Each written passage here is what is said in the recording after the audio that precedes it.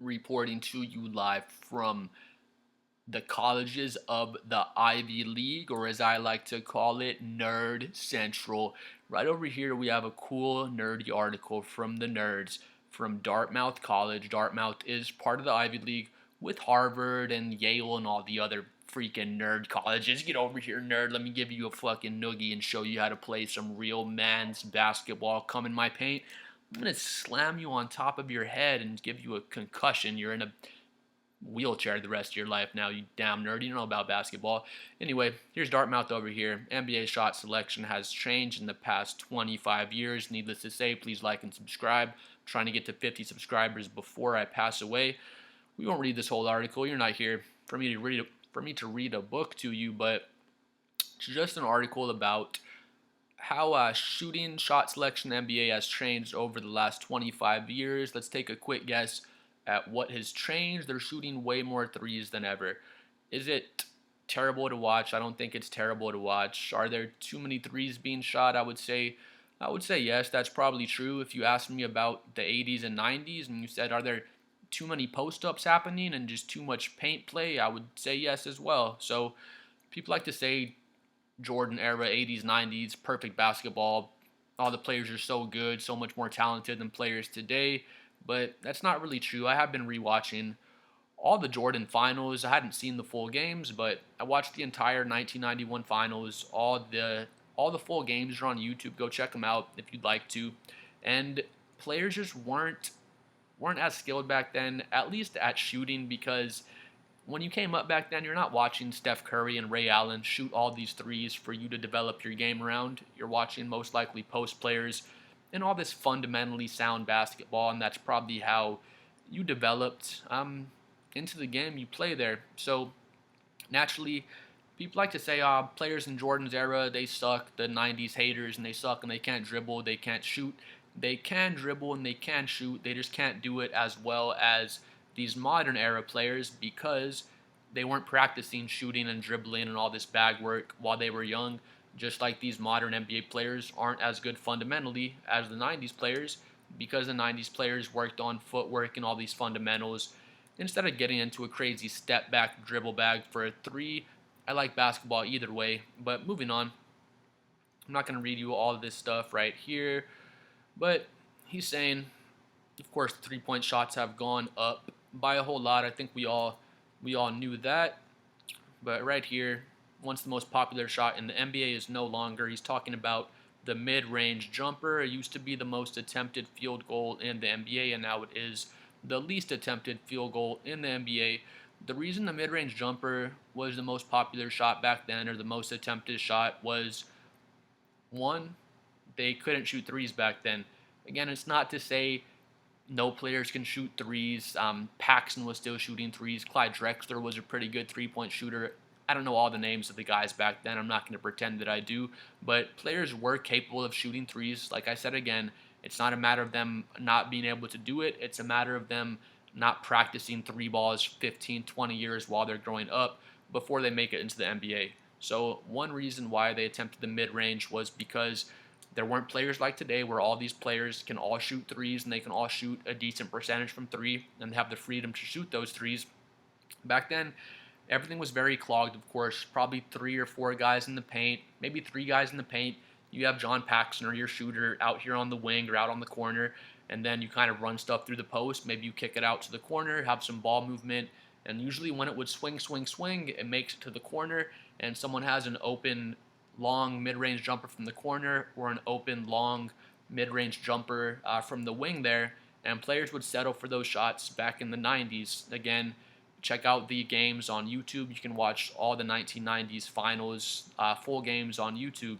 So I'm not going to sit here and say I'm the professional of the 90s because I watched the series, but from what I saw in the Michael Jordan Bull series against the Lakers and the series against the Trailblazers, again, swing, swing, swing, shoot a long mid-range jumper, which I feel like probably is the most inefficient shot in the NBA. I know your analytics nerds will say things like that and say, according to these percentages and this and that, it is the most inefficient shot. According to my calculations here, I don't hate on the analytic stats, but I don't get as deeply into them as some people. So they have a place in the game. There's a place for those stats, but it's not my entire view of basketball basically.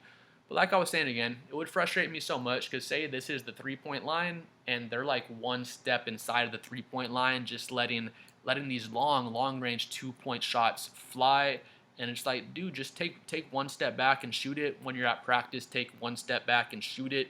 And that's what's called the 3 point shot, and you get one extra point for shooting those.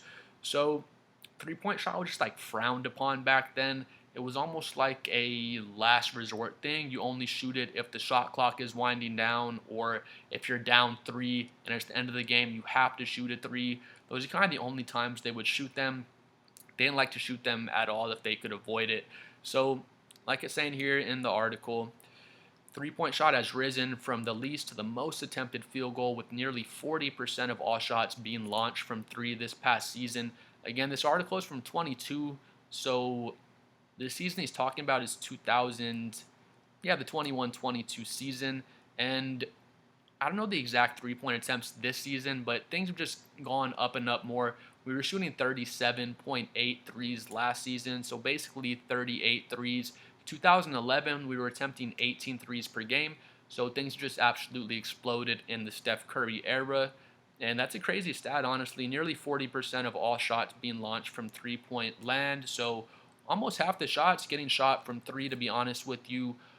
I love 90s basketball. I watch dead ball era basketball. I'm a Spurs fan. I have no problem with slow pace, bang it out, physical defense basketball because that's how we won a lot of our championships. I enjoy watching that style. I still enjoy watching the 3 point heavy style basketball we're watching today, but I can definitely see like an old head basketball fan. Maybe you haven't watched basketball in the past 15 years or so, and you decide, hey, let me tune in and check out a game, and then fucking 50%, half the shots basically are getting shot from 3 point range, and it can be a bit of a shock if you haven't been watching year by year and kind of seeing things slowly change. It can be a shock to watch how the game's being played today. Just like it's a shock for me to go back and watch these 1990s games and see everything is just post up, post up, post up. I'm like, just fucking give Michael Jordan the ball. Do you know who this man is? But just post up, post up. If a 3 point shot does need to be taken at the end of the clock, never seen so many airballed 3 point shots, so many airballed mid-range jumpers, just airballing all these contested shots because things were more fundamentally sound back then. Again, players weren't getting into their dribble bag and shooting a crazy step back 3 pointer like we do in our driveway. So when it did get down to the end of the clock and these players are shooting those prayer shots at the end of the clock, you'd see a lot of those shots get airballed or not even be close just because they're practicing wide open shots. They're not practicing these crazy fadeaways like everyone's practicing these days. But yeah, anyway, in the last decade, 3 point attempts became the most popular shot. What happened in the last decade? Steph Curry came in 2009. Copycat league. Everybody wants to be like Mike. Everybody wants to be like Steph Curry now. And we're shooting a ton of threes. So yeah, of course, more threes than mid-range shots. If we get right here, we have a cool chart for our viewing pleasure. The red line is your threes. This bronze line is your mid-range. The blue line is restricted area shots, and this baby blue is the paint. Again, here's 97 through 2021. And this is percentage, so about 40% of your shots in 97 were mid-range shots. That's right at the end of Michael Jordan's second three-peat. So you see, again, 98 right around there. And mid-range kind of spiked in the early 2000s in that dead ball era. Then the mid-range shot is just gone down, down, and down, and still going down. What's that, like 15% of the shots are coming from mid-range. And now here's your three ball up here. Again, nearly 40% of the shots are being shot from 3 point land. It'll frustrate me when there's some, call him a no-name player, whatever you want to say, some player nobody knows, comes off the bench and wants to do a million different dribble moves from their 2K package and shoot a crazy step back three, and they just miss the shit out of it. And you're like, what are you doing out there trying to pretend you're Steph Curry? That kind of stuff will kind of get on my nerves. Players have more leeway than ever to shoot these crazy threes, and your coach, excuse my iTunes, your coach is not going to pull you out of the game like they would back then for shooting a crazy three. But again, the point I made earlier, all these players, here's the 3-point line. It's the 90s. They're shooting a shot that's literally one step inside of the 3-point line. Their heel might be touching the 3-point line sometimes. So now we're seeing the threes are just going up and up because players have realized, oh, I can get an extra point if I step back behind this line instead of shooting these, these long ass 2-point shots. Mid-range still has a place in the NBA. Of course, SGA proved that. Thunder won the championship based on defense, and SGA just being that elite isolation scorer that he is. But on the flip side of things, I do feel like there's probably too many threes being taken. Like I said before, if you're gonna be swinging the ball around for a wide open shot, let it be a three ball. Don't take a shot with your heel on the line. Just take that extra step back, get the extra point. But I feel like people have almost realized this too much, and everyone watch Steph Curry. Everyone thinks they are Steph Curry and can be like Steph Curry, and they just aren't. And the three ball is just going crazy and crazy. If you see it, kind of seems like it's evening out. I don't think that we're just going to be taking 70% of our shots from three-point land anytime in in the NBA future, but we'll just have to see what happens. But needless to say, the three balls went crazy. Mid-range shots have dipped down. Shots in the restricted area, they came down quite a lot from about 40% down to 30% around 2003. Then it's kind of fluctuated right inside there. Looks like it's in the middle of a dip right now, so we'll see what happens. You're pretty much always going to take shots in the restricted area, though. When people are trying to close out on the three balls, you're going to get more opportunities in the paint and the restricted area just to get those points down there. So, again, modern NBA layups, dunks, and three balls, there's always going to be a place for a paint scoring in the NBA, and there's always going to be a place for one of those big rim protectors for that reason. And then right here, shots in the paint just kind of fluctuated right around there. It's actually going up. It was around 12% or so in 97. Now it's coming up closer to 20%. So you see the three balls just fly up. With the three balls being taken so much more, the floor is more spaced out than it's ever been before. So you're opening up these easier opportunities in the paint. And then with that mid-range shot coming down, of course, more of those shots are coming from three and in the paint now because that's just the modern NBA. They just want you to shoot threes and get wide open dunks and layups in the paint. Moving on, here's another cool chart for us. Field goal attempts by zone. So this is the percentage of the field goals from those specific areas. So kind of like the chart we were just looking at, just has it broken down in percentages. But 1997 is in the blue, then 2021 is in the beige. Yeah, restricted area, 37% of the shots in 97, 30% in 21, so that's not a big difference. Shots in the paint, again, 12% in 97, 18% in 2021, so that hasn't really changed. Mid-range, though, the mid-range and the three, of course, we all see it. It's not, we're not making it up with our eyes. It's a real thing. 40% of the shots were taken from mid-range in 1997. SGA would have loved it back then. Then 13% of the shots are shot from mid-range in 2021. That's why these players like SGA, he's just absolutely elite as a scorer and a mid-range shooter, but that's why the mid-range is like more open than ever these days. That's the shot people give up.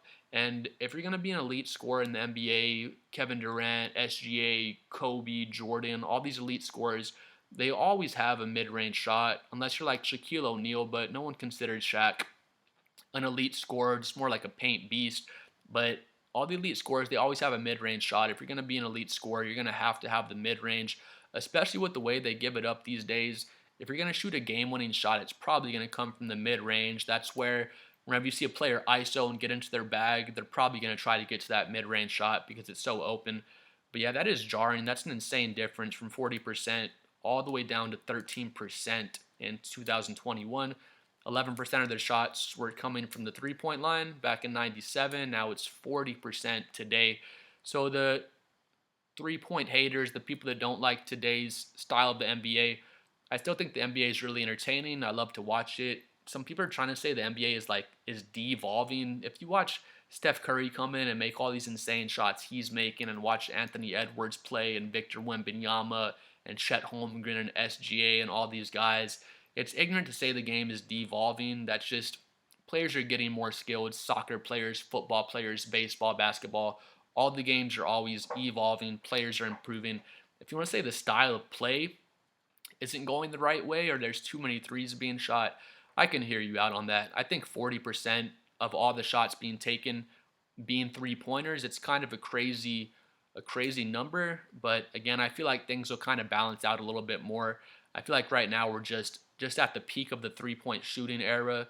Just like when the dead ball era was happening, people were thinking, we're going to be scoring 95 points per game every single game now for the rest of NBA history because scoring was going down and down. Scoring just going to keep going down, and before we know it, we'll be having 70-point games, and the NBA is going to die. And it didn't die. Dead ball era, we got out of it. Now today we're in the three-point heavy era, and all the old heads, some newer fans, even don't like it either. And too many three-pointers being shot. They're shooting all these threes. 40% of the shots being taken now are threes. It's going to be 60% before we know it, and the NBA is going to die. The NBA is going to be just fine. It's not going to die. The game always works itself out, and things are going to work themselves out here as well. I don't think it's so much the percentage of threes that we're taking. It's more just, again, like I said, it could be the seventh option off the bench, and he'll get into his dribble bag and take a step back three.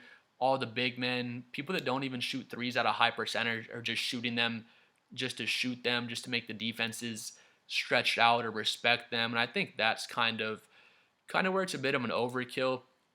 We're just so 3-point heavy, and the only team in the past 7 years that won a championship with that style is the Boston Celtics. I've noticed this. NBA general managers and owners and coaches, assistant coaches, they know way more than me about the game of basketball. And I can't be the only person that's noticed that over the last 7, 8 years, the only one team that's won with that 3-point heavy style was the Boston Celtics. No other team has won just based on shooting a flurry of threes and shooting you out of the building. People are going to say, oh, the Warriors won again in 2022. They weren't a 3-point heavy team. They won based on having a superstar in Steph Curry. He does shoot a lot of threes, but it was all about their team defense and just having that superstar in Steph Curry. That's really why they were able to win in 2022. So, again, I feel like people are going to notice. I'm not the only person that could have noticed that only one of the past 7, 8 teams has won a championship with this 3-point heavy style. It's been almost a decade now. So I feel like teams will start to notice it eventually and decide, we need to get more into playing defense because that's really what wins championships. It always has been. And just start to kind of balance out their rosters more and maybe not be in such a three-point heavy play style. But again, I still think the game is a lot of fun to watch. I still love watching NBA basketball. Wemby will go out there and shoot 10 threes a game. I better get your ass in the post. Back in my day, we would have body slammed you on your head in the post. Shut the hell up, old head. It's fun to watch. The game's still really fun to watch. If you're trying to say, oh, basketball sucks back in the 90s and Jordan sucks and Jordan has no left hand, shut the hell up. Go watch some 90s games. If you're hating on this era or that era, it's hard for me to consider you a real NBA fan if all you do is hate. I can look at the game today and say, yeah, there's too many threes being taken. I would agree with you on that, but I'm not going to make my entire channel or my entire personality like a Skip Bayless or someone just all about hating the NBA. If you hate it so much, why do y'all keep making videos and talking about it every single day? But NBA is going to be just fine. There's too many threes being shot. There was not enough points being scored in the dead ball era, and we made it out of the dead ball era, and we'll make it through the 3-point heavy NBA era. Please like and subscribe. I'm going for this big 50 subscribers, and we'll see y'all next time.